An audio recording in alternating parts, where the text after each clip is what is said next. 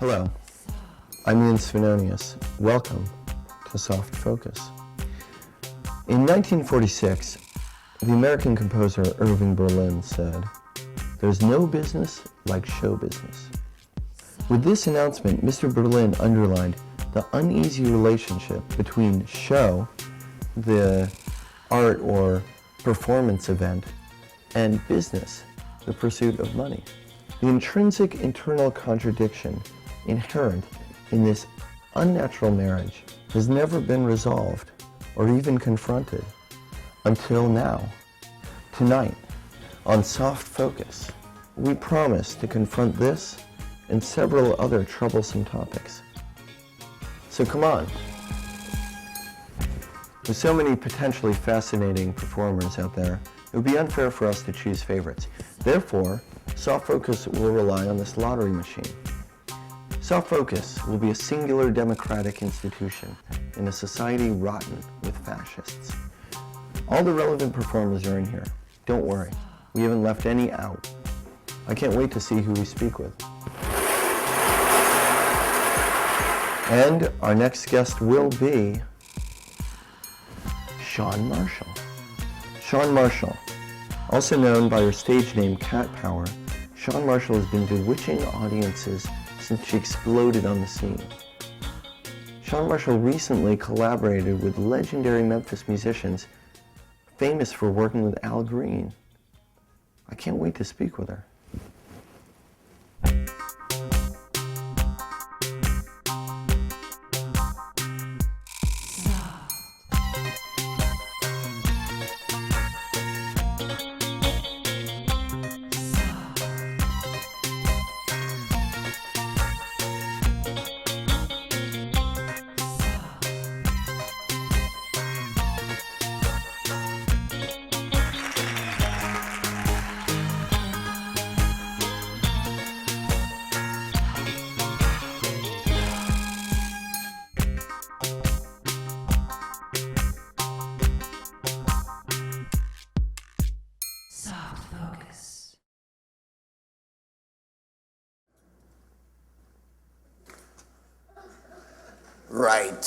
Right. So you've been to Jamaica recently? False. No. No. I've been reading about you. I've been doing some studying up about you. You were in the New York Times recently, and the New York Times always gets everything wrong. So I wanted to just check with you. You're going to join the cast of Saturday Night Live. Is that true? Well, I'm working on it. Because it's not a very good program. I've got it. That's what. Yeah. Well, I can't buy it. I think you have to go on. I'm working on this character. Her name's Shawn. She's funny. She's funny. I think you should reform it. But no. So what attracts you to Saturday Night Live? Is it Eddie Murphy? Rudy Giuliani? He was on John there. Belushi. Senator John McCain. Oh no! I knew the commie was going to come out. No. Saturday Night Live's fun. I mean, I like Fred Armisen. He's funny. And Will Ferrell, he was funny. And Eddie Murphy. Molly Shannon. Thanks. This is my friend, Taylor. Uh-oh. On. She's on. Bye. Do you want to sing, what's the song? Okay. See ya. Wow. That's cool. This is kind of nerve-wracking. No, it's totally cool. Okay. Now, first I wanted to, I figured out some things. So you're a songwriter. Yes. No, I did want to ask you, because you just worked with these heroic figures in Memphis. You went to the High Records crew, the Wrecking Crew from High Records, and that's really exciting to me. Yeah, it was fun. It's getting funner. You're still working with them? Yeah, yep. But Royal Recording is sort of, it's really amazing. It's like this old theater, but it's like in a time capsule. It's like everything's just like exactly as it was. Stuck? It's stuck. Detroit. I love You said Memphis. Detroit. That's so weird, because Detroit and Memphis are like the same place. Don't you think? Mm-hmm. Like they're both like these places, music places, but they're like destroyed. They're just left. Yeah. But I think Oprah, I read recently, she donated $14 million. I could be wrong. But to, the empty parking lots. Yeah, she donated all this millions of money to make the gardens instead of the parking lots. Oh, really? In Detroit? But Memphis needs that too, so what's Oprah doing for Memphis? No, that's cool. Somebody else should step up. Gotta start somewhere. Okay, so, no, but I do want to know about that because you're a phenomena. And no, but you make your own music and you're self-taught and you pulled yourself up by your bootstraps, as they say. I know. But you were working with all these session guys, and was that weird? Like, because you're making this music? Not weird, it was intense. Because when we were recording, I was trying to keep up with, like, the fact that, never played with each other. And then it was like I was trying to play piano and sing, and, like, I was, blown away. Yeah. And then play guitar and sing it while, and I was like, okay.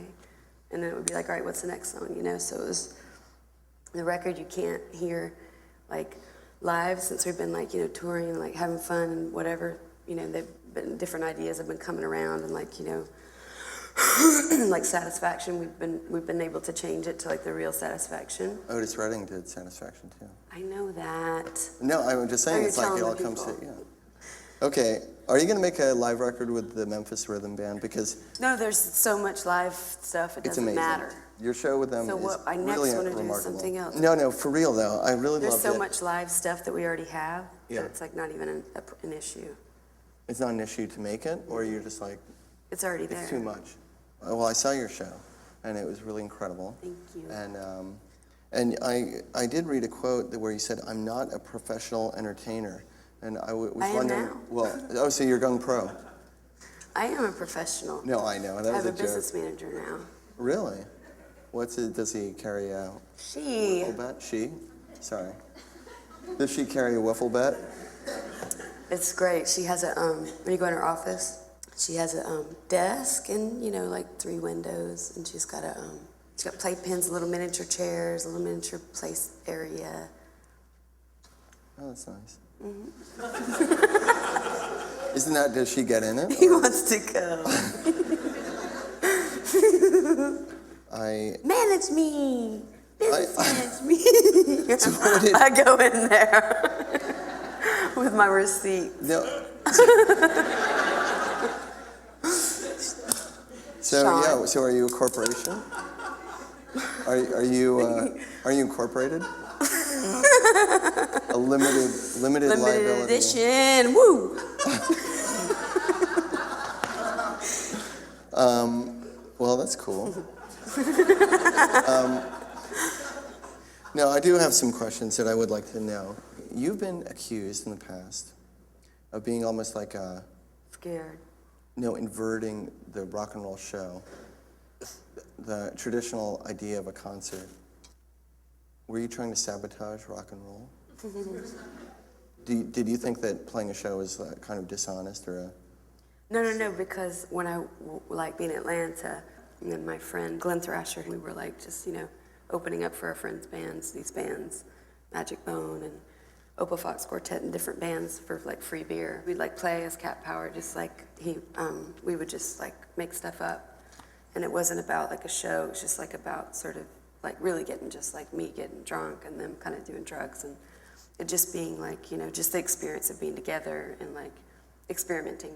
And so then when I came to New York, Glenn started taking me to experimental free jazz concerts at the old ABC No Rio and the old Knitting Factory on Houston and different little things. And I started learning about the actual physicality of live emotion that I was getting and what people were experiencing while they were creating, because we never practiced and we would just make shit up or whatever. And out of a rock aesthetic of loving Jesus Lizard, going to see Jesus Lizard all the time in Atlanta and being it's pretty much of a show, an incredible show. The band's amazing, and it's pretty masculine and it's fierce and it's you know, it's projected right out there, and it's, you know, pretty rad. But and then coming and seeing this stuff, it's not that it's insular or excular or whatever. It's like sort of universal, and it doesn't have any judgment on it. And that was what inspired me. He asked if I wanted to play as a duo as Cat Power, and I said, yeah, I'll play here. I'll play at ABC Nervio. I'll play at Knitting Factory. And then he went back to Atlanta, and I didn't play for a long time, and then someone booked me a show, Sharon from this band called God Is My Co-Pilot. She said, I booked you a solo show, because this record label Runt was like, we're gonna put out a record by Cat Power. And I was like, sorry dude, we're not a band. You know, about a year later, got a phone call, and she was like, Sean, I hope you're not mad at me, but CBG's gallery opened, and I booked you a solo show there, 9 o'clock on Sunday. And I was mad, and I didn't talk to her, and I picked up a Village Voice on the way home from work, and I was watching Simpsons. And I was pretending that I wasn't going to open the Village Voice at 8:30 when the commercial break, and so I picked it up, and it said 9 o'clock, Cat Power solo, and I was like, fuck, because I knew Gerard Coslow would go, Harry Drews from Max Fish, and Jeff Cashman from Salmon Skin would go and pay the $4. I was like, fuck.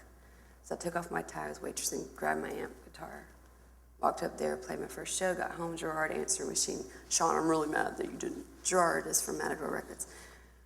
Sean, I'm really mad that you didn't.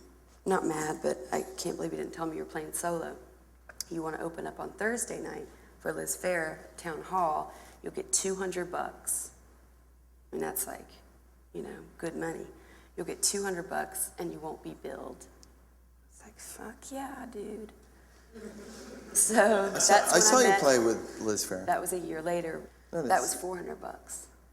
That was even better money. And So you're forced into a life of rock and no, roll. but that's when I met Steve and Tim at that sound check. I didn't realize he was with Sonic Youth, and they were nice. You know, who you with? What's the name of your band? How long you been playing? Do you have a record? Where you from? You know, da da da da.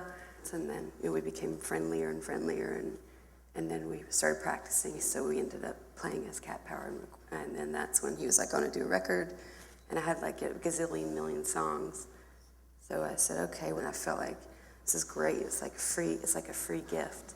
You know what I mean? It's like that. You like a camaraderie of like musicianship that like somebody somewhere is going to get what you do, and like you might actually meet that person, and something will make sense somewhere, whatever.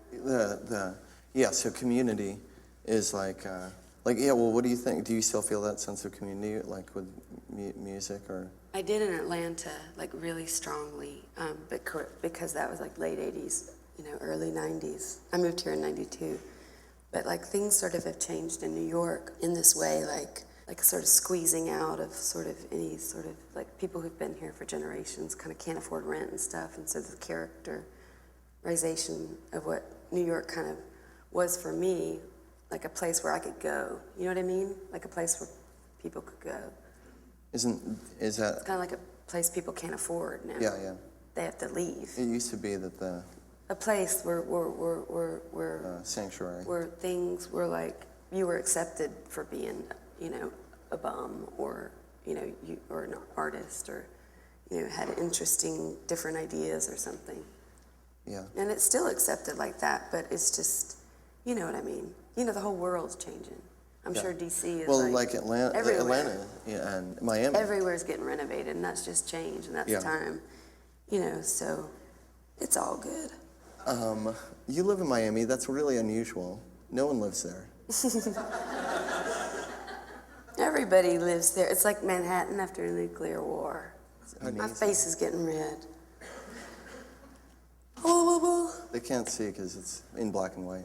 Great. I look tan. Yeah, you just look great.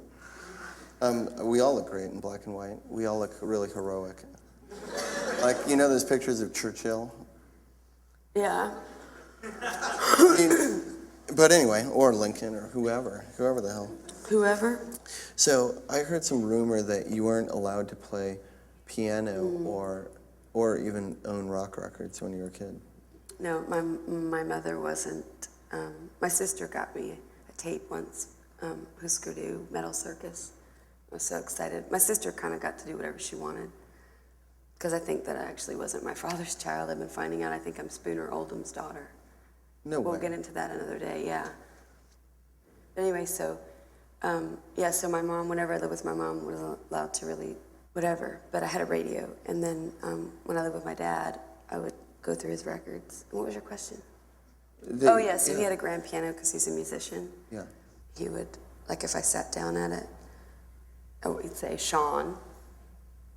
Piano was not a toy, and if you ever saw me sitting at Sean, I was very quiet and I was a total pothead at school, but I was really quiet and kind of, I don't know, but anyway, very subservient to, my parents and, elders and stuff.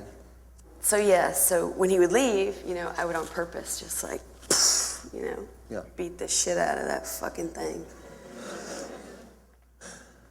I'm sorry, I have some anger issues. Louis Buñuel's wife. Buñuel, I got a photograph of him in Mexico City last week. Oh, no way. From a film. He's carrying a cross on a set, through a set. He smoked a cigarette. Oh, yeah? Yeah, you know what he said? He said he pities any human who has no neuroses. Really? That's good. Well, after he died, his wife wrote a book called Mad at me? Memoirs of a Pianoless Woman. Because he wouldn't let her play piano because he was jealous of the piano teacher. Oh, that's awful. Yeah, so she gave up. I mean, he's a great director. I love Louis Buñuel. But, he had that Spanish machismo. So, yeah, Memoirs of a Pianoless Woman. Okay. Can't wait to read it. Is it really a book? I think it's out of print. Oh, but you can get me a copy. You know that Hugo Chavez gave that speech at the UN, that famous speech where he said all the mean stuff about George Bush and American foreign policy. I heard about this. Can we change really sides? Great. Yeah, and this is my better side because this side is flat because I slept on it as a kid. But anyway, he was waving this book around. And a Chomsky book, and it went to the top of the Amazon bestseller list. Really? How do you get a book to him? What? Just kidding. Oh, I get it. Yeah, I know. It's a great marketing. He held up a Noam Chomsky book. He was like, and it went right to the top. That's great. You're lying. I swear to Is you. that bigger? Is he lying? Wow. So that's the power of the UN. So wait. Collaboration. You always collaborate with these people, and you've talked about music being something that's about community for you. And so who are you going to collaborate with in the future? Well, people.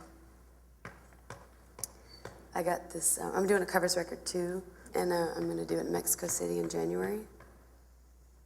And so I got this text for my record label. It said, "Oh, uncut," or something English want to know one question to Keith Richards.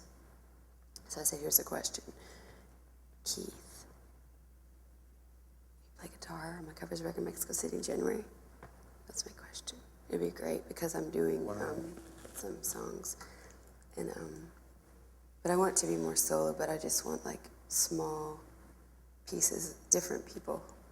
To play with me rather than a band or rather than solo. What? Huh?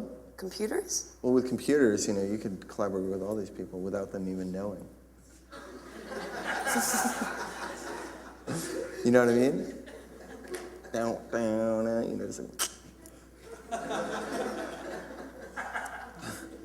But, well, that's cool. I just saw Tony Bennett the other night, and I love his drummer. What's his name? Tony Bennett. That's so weird. I just saw, who's the guy who did Breaking Up Is Hard to Do? Neil Sedaka. Oh, okay. Yeah. I snuck in. There's the Hinckley Hilton where Reagan got shot. I like to go there just to, sniff up.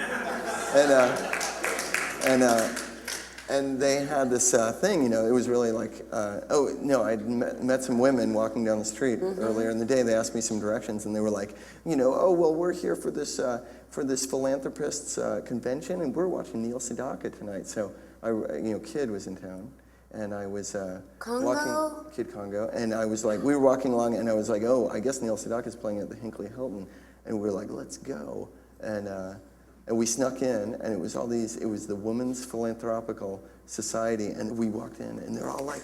Bathing in money? Yeah, and Neil Sedaka was playing Breaking Up Is Hard to Do. It was amazing. It was really Breaking up with your money? Breaking a cult? Exactly. That's funny.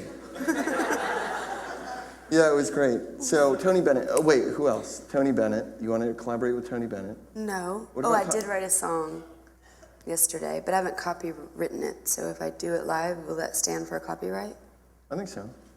Can I do a copyright song right now? Yeah. Okay. Okay. Wait. It's in the way you wash my car, the way you clean my sheets. It's in the way you work for me. You like it? I love it. That's the first. Wow. That's the first little part. Then what? What's the rest of the song?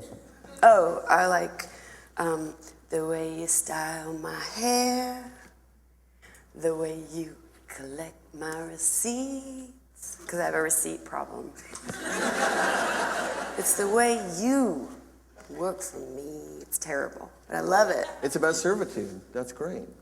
So now, do you think that rock and roll is about, it's like, now, I forgot what I was going to say. I know. You're in the seat now. I know. It's hard to be here. like You're right. You're right, because everybody's sight lines are right here, and you feel their beady little eyes. No, you're right. A little sequins. Anyway, so, yeah. Are you mad at me? No, are you mad at me? Should I be mad at you? Yeah. Are you gonna turn me over to the enemy? I promise I will never turn you over there. How come we can't hear you?